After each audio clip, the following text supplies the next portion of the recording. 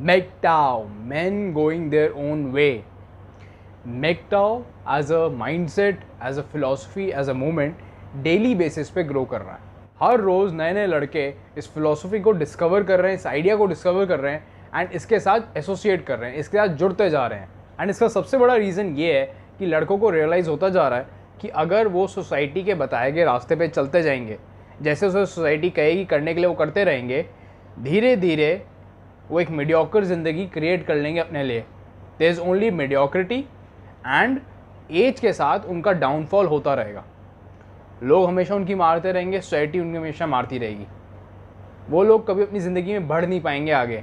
And जिन जिन लड़कों को ये रियलाइजेशन हो रहा है वो MGTOW के साथ जुड़ते जा रहे हैं.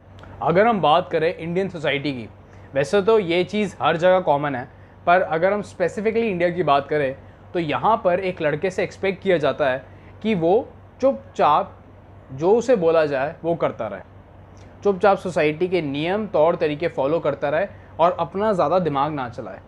जैसे कि बचपन में माँ बाप जो बोले वही करना है, उसके अलावा कुछ ज़्यादा इधर उधर का नहीं सोचना, ज़्यादा अपना दिमाग नहीं चलाना, जो माँ बाप ने बोल दिया वो करना है. थोड़े बड़े हुए जो टीचर्स ने बोला, जो प्रोफेसर ने बोला वैसे करना है चीज़ को परस्यू. अपने हिसाब से किसी सब्जेक्ट में दिमाग नहीं चला सकते, ज़्यादा क्वेश्चंस नहीं पूछ सकते कि ये चीज़ क्यों है, ये चीज़ क्यों नहीं है, क्यों हमें ट्रिग्नोमेट्री पढ़ाई जाती है एंड क्यों हमें रियल टाइम इकोनॉमिक्स नहीं पढ़ाई जाती. कुछ नहीं पूछ सकते आप सवाल, आपको जो बोला जाए वो करो. देन थोड़ा और बड़े हुए प्रोफेशनल वर्ल्ड में घुसे तो अपने बॉस की सुनो, जो उसने बोल दिया वो करो, अपना दिमाग नहीं चलाना, अपने हिसाब से चीज़ नहीं करनी.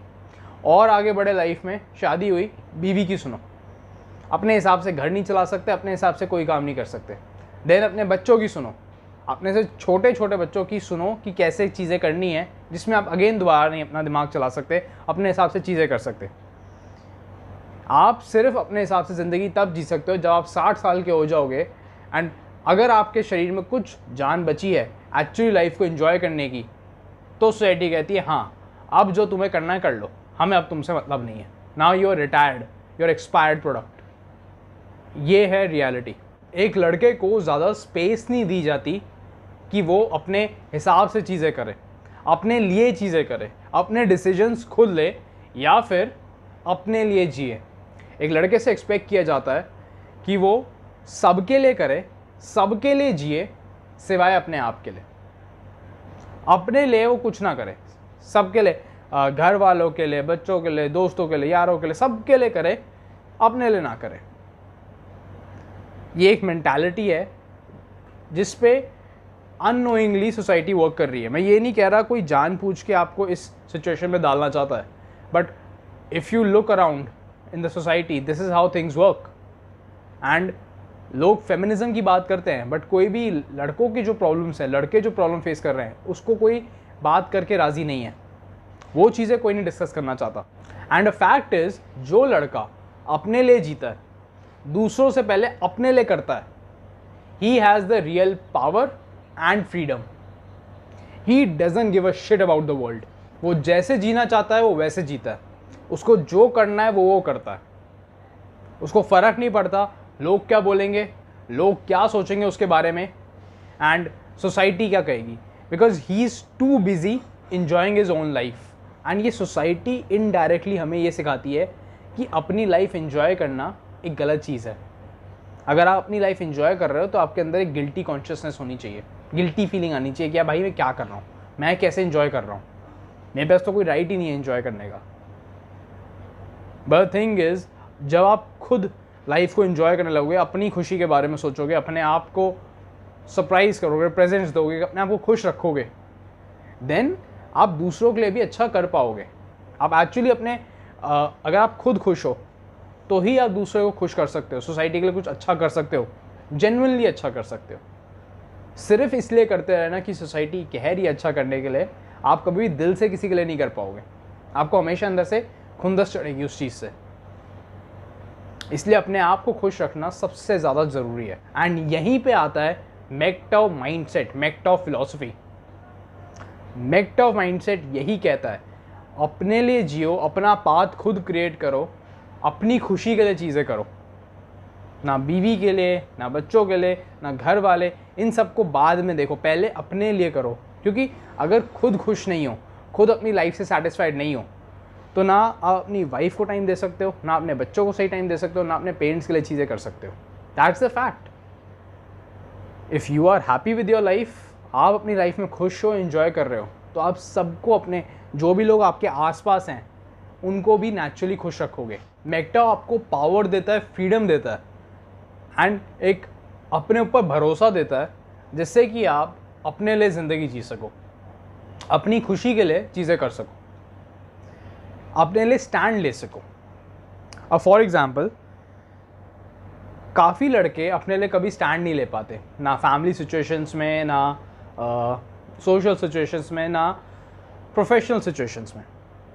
फॉर एग्ज़ाम्पल, अगर हम फैमिली सिचुएशन की बात करें, कुछ लड़के ऐसे होते हैं जो अपनी फैमिली प्रेशर की वजह से, अपने पेरेंट्स के प्रेशर की वजह से, अपने रिलेटिव्स की प्रेशर की वजह से अपनी मैरिड लाइफ ख़राब कर लेते हैं। वो अपनी वाइफ से लड़ाई करते हैं बिना बात के। It might be because of dowry, it may be because of सास बहू की लड़ाई, वट एवर इट इज़। वो खुद क्या चाहते हैं किसी को फ़र्क नहीं पड़ता। वो अपनी फैमिली के अगेंस्ट स्टैंड नहीं ले सकते अगर उसकी फैमिली कुछ गलत कर रही है, एंड उसकी वजह से उनकी मैरिड लाइफ स्पॉइल भी हो रही है, तो वो कुछ नहीं कर सकते। दे आर हेल्पलेस, वो इग्नोरेंट बन जाते हैं उस चीज़ में। एंड कुछ लड़के ऐसे होते हैं जो अपनी वाइफ के कहने पे, अपनी वाइफ की वजह से अपने पेरेंट्स से, अपने रिलेटिव्स से लड़ाई कर लेते हैं, अपने पेरेंट्स को घर से निकाल देते हैं जस्ट बिकॉज वाइफ उनको अपने साथ नहीं रखना चाहती। चाहे वो रखना चाहते हो, उनके खुद का मन हो, वो खुद का मन हो अपने पेरेंट्स के लिए करने का, अपने रिलेटिव्स के लिए करने का, अपने दोस्तों के लिए करने का, बट बीवी ने मना कर दिया तो नहीं करते। दोनों टाइप की सिचुएशन एग्जिस्ट करती हैं। कहते हैं ना, जोरू का गुलाम, स्लेव, जिसका कोई अपना दिमाग नहीं चल रहा, कुछ नहीं चल रहा, जो बीवी ने बोल दिया वो कर रहे हैं। And the funny part is, Bollywood में जो ज़्यादातर लोगों को इंस्पायर करता है, जो एक फैंटेसी दिमाग में क्रिएट करता है हाउ लाइफ कैन बी, वो इन चीज़ों को ग्लोरीफाई करता है।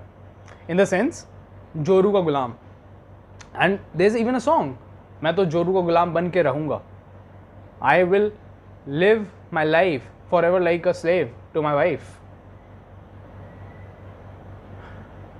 This is what society's paradigm is. ये है सोसाइटी का पैराडाइम, ये है इनडायरेक्ट प्रोग्रामिंग, जिससे कि लोग अपनी लाइफ में ग्रो ना कर सकें ठीक से। अब इसके पीछे कौन रिस्पॉन्सिबल है, अब उसको पिन पॉइंट नहीं किया जा सकता कि भाई तेरी गलती है, तेरी गलती है। As a whole collective society की ये गलती है। बट द थिंग इज़, अगर आप इस चीज़ से, ट्रैप से बाहर आना चाहते हो, तो मैकटाओ इज़ द सॉल्यूशन। अपना पाथ खुद क्रिएट करो।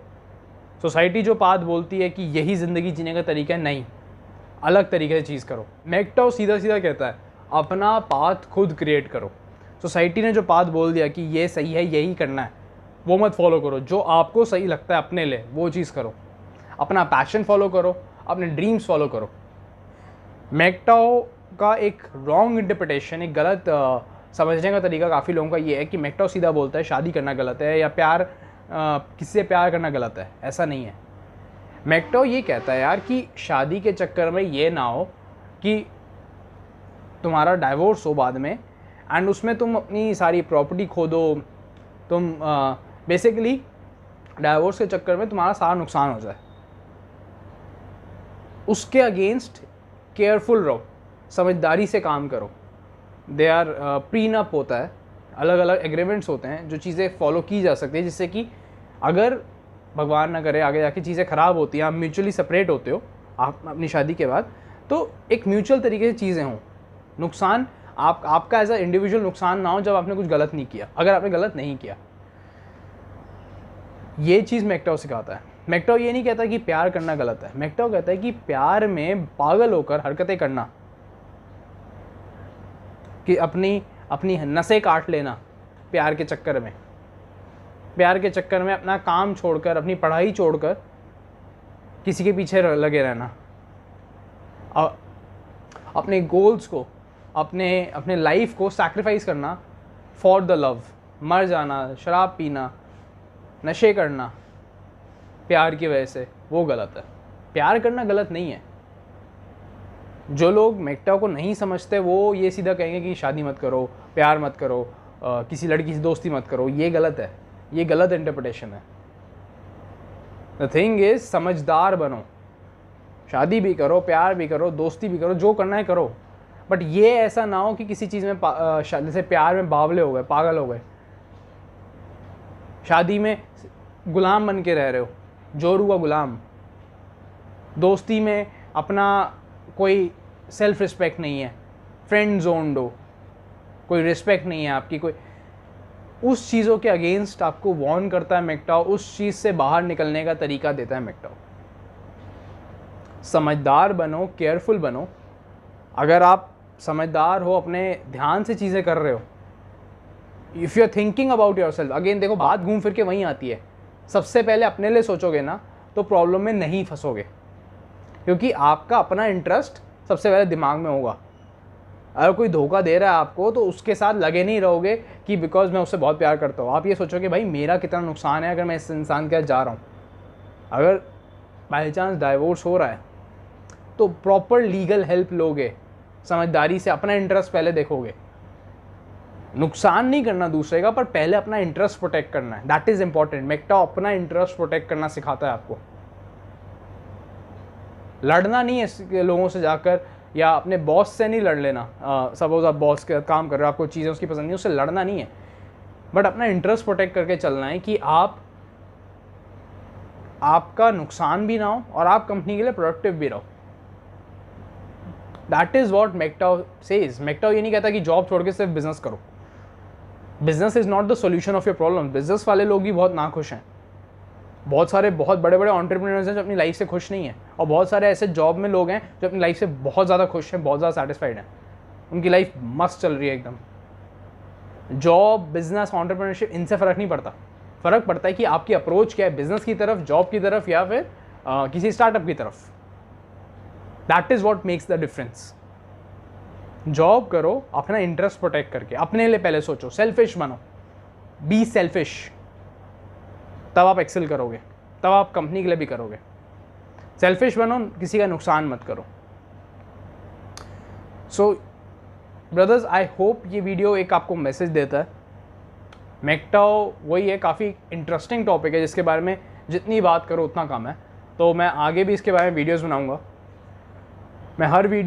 मैं एक अपना वीडियो हर सैटरडे अपलोड करता हूँ, तो subscribe the channel and hit the bell icon so that आप ये वीडियो मिस आउट ना करें।